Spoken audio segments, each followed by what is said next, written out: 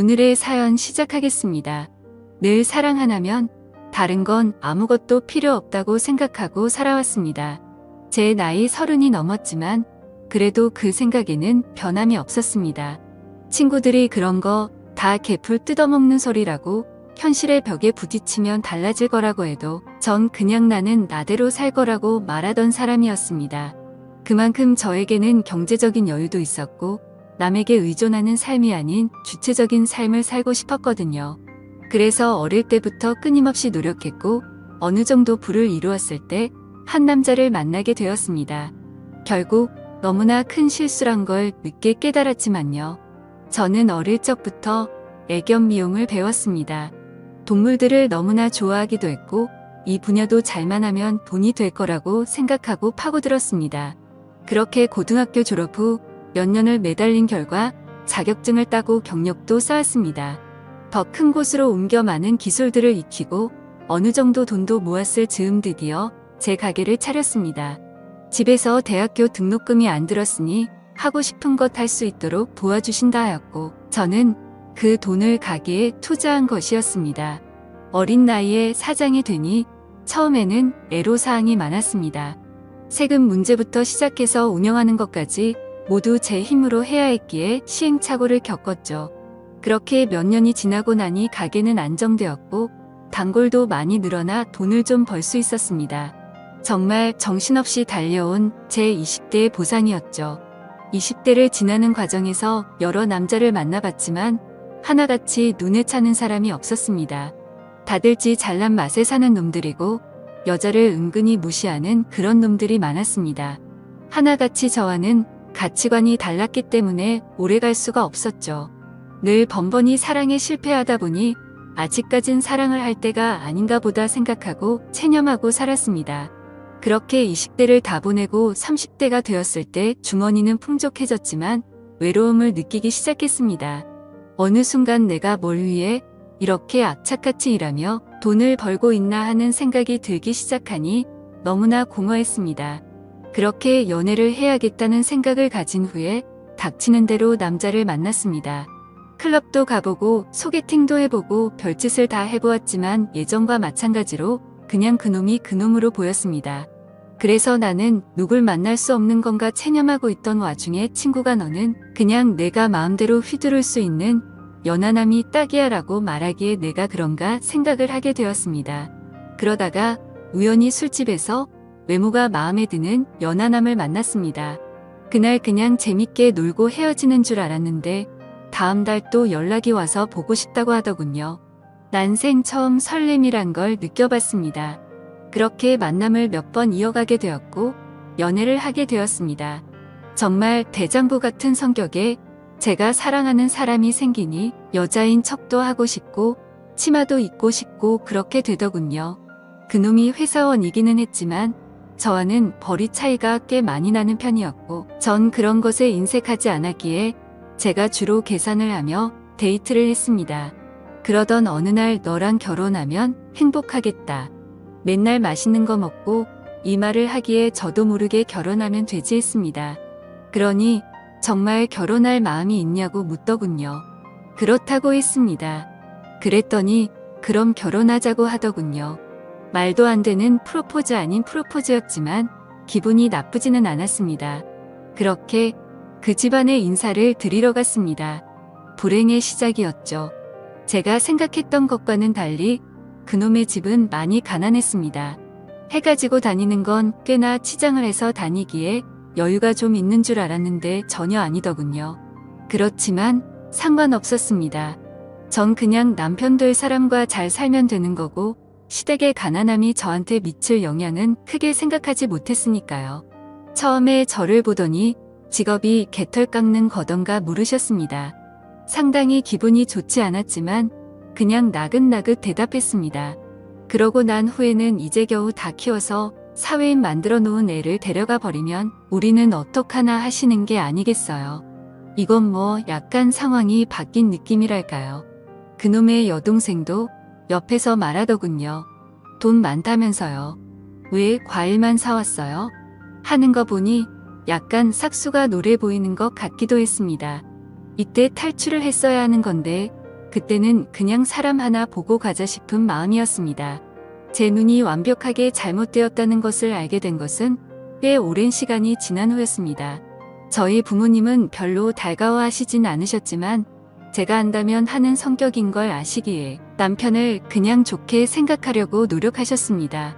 나이 젊으니 오래 일할 수 있어서 좋다는 둥 뭐 그런 소리를 하면서 위로를 하시더군요. 그놈과 인사를 갔을 때는 최대한 예의를 갖춰서 존댓말하시고 좋게 말씀하려는 모습이 굉장히 고마웠습니다. 그렇게 결혼 날짜까지 잡고 준비를 했습니다. 그런데 시어머니에게 연락이 오더군요. 잠깐 보자고요. 만나서 얘기를 들어보니 지금 남편이 일을 계속할 수 있는 상황도 아니고 여동생은 대학생인데다가 나도 집에서 살림하니 집에 벌이가 없다. 이제 대학교 졸업해서 취직한 놈 월급 가져오면 그걸로 좀 생활을 했었는데 그게 없어져 버리니 사실 많이 난감하다. 결혼을 돈으로 하는 것은 알고 있지만 그래도 어떻게 좀 안 되겠냐고 물으시더군요. 그래서 뭐가 문제냐고 하니 월세도 너무 비싸고 생활비도 부족하다고 하시기에 그럼 그냥 제가 사둔 집에 들어가 사시라고 했습니다. 어차피 세입자를 구해야 하는 상황이었기 때문에 그렇게 말씀드렸습니다. 그랬더니 옳다구나 싶었는지 알겠다고 하더군요. 마치 처음부터 다 알고 있었던 것처럼요. 그리고 한 달에 생활비를 얼마 줬냐고 물으니 달에 그래도 100만 원씩은 줬다고 하기에 앞으로 100만 원씩 보내드리겠다고 했습니다. 그렇게 얘기를 좋게 끝냈습니다. 제가 가진 게 있었기 때문에 가능한 대화였고 그걸 나눠준다 하니 쉽게 화가 풀린 것이었죠. 그때는 이제 가족이니 괜찮겠지 하는 마음이었습니다. 그렇게 결혼을 하게 되니 남편이 된 그놈이 회사에 다니기 싫다고 하더군요. 본인도 장사를 하고 싶다고요. 처음엔 정말 철이 없구나 생각했습니다. 그래도 마음을 계속 다잡았어요. 저렇게 모르는 순수한 모습에 내가 반한 거였지 하며 계속 스스로에게 체면을 걸었습니다. 남편에게 뭘 하고 싶냐고 물어보니 누구나 말하는 카페를 하고 싶다 하기에 역시나 싶었습니다. 그냥 카페 사장이나 하면서 알바 쓰며 자기 하고 싶은 거 하겠다는 심산이 뻔히 보였죠. 그래도 그냥 해줬습니다.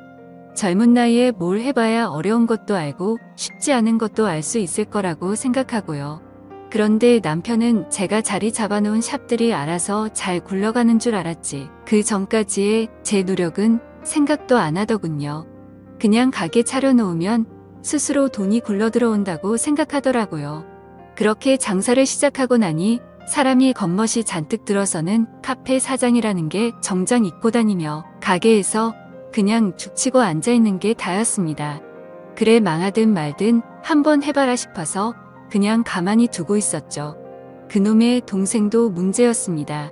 저한테 언니 하면서 뭐 빌려달라 어디 가는데 용돈 좀 주면 안 되냐.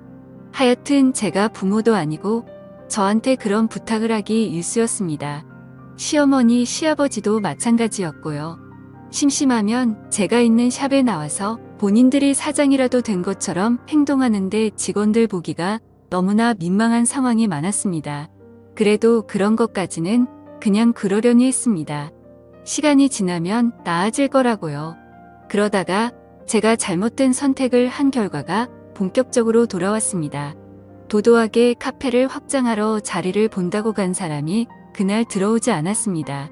뭔 일인가 싶어 전화해보니 주변이 조용한 것이 이상했습니다. 어디냐고 물으니 너무 늦어서 그냥 자고 간다고 하더군요. 어디서 자냐고 물으니 그냥 소주 한 병 사서 모텔방에서 잔다고 하기에 얘기가 잘 안 된 거냐고 물으니 한숨만 쉬더군요.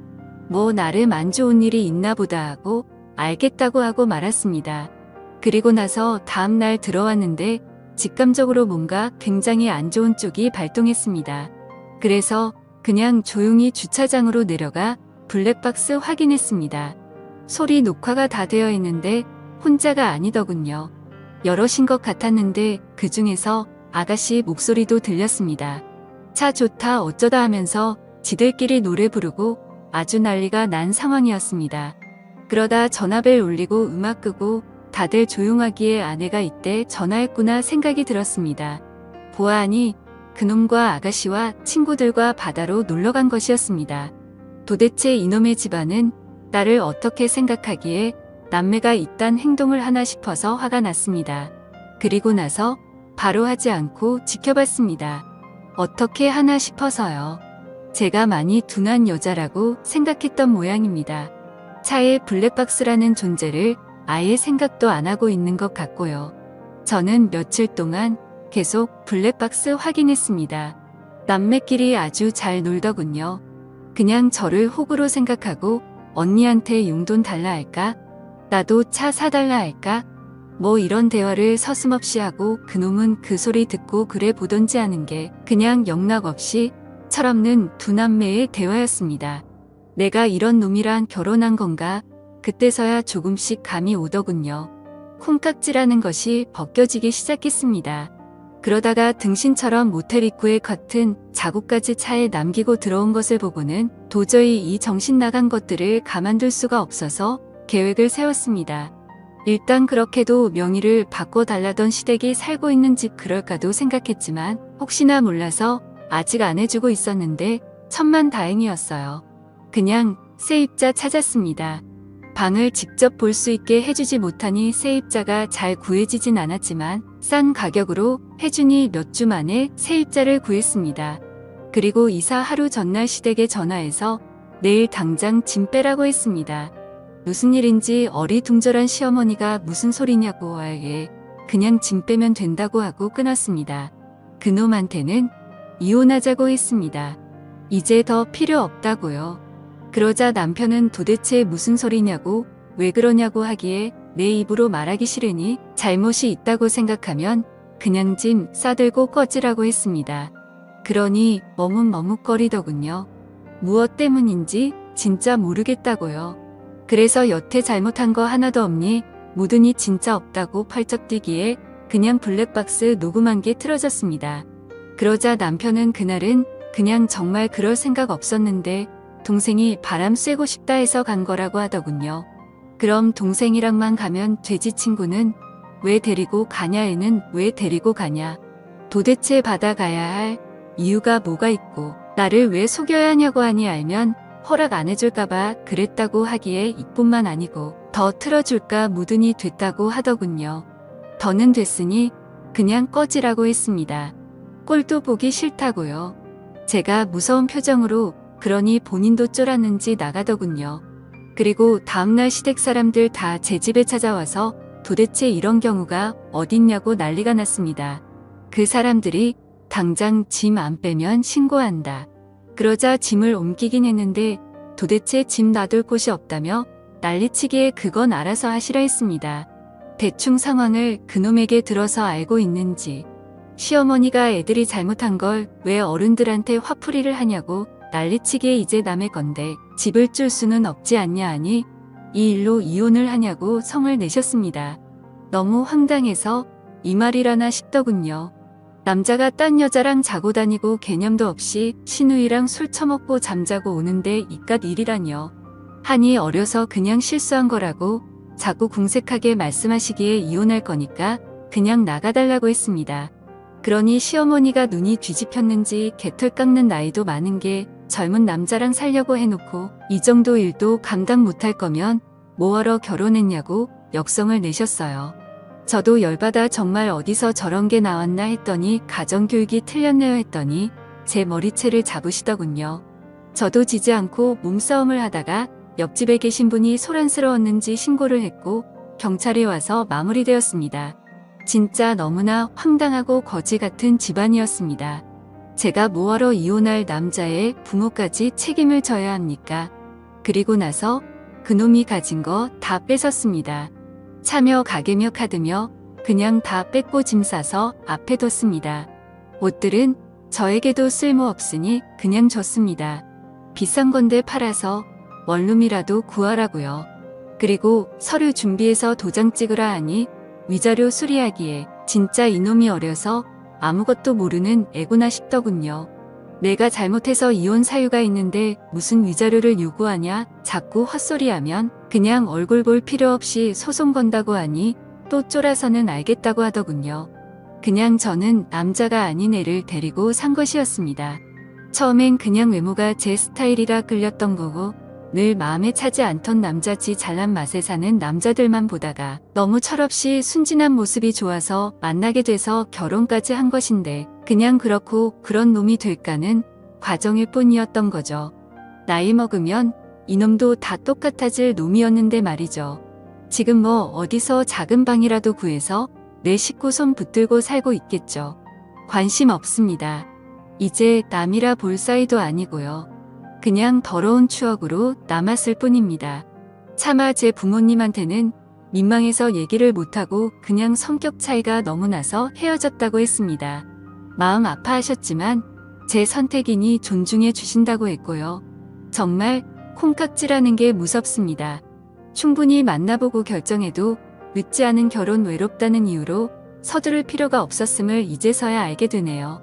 읽어주셔서 감사합니다.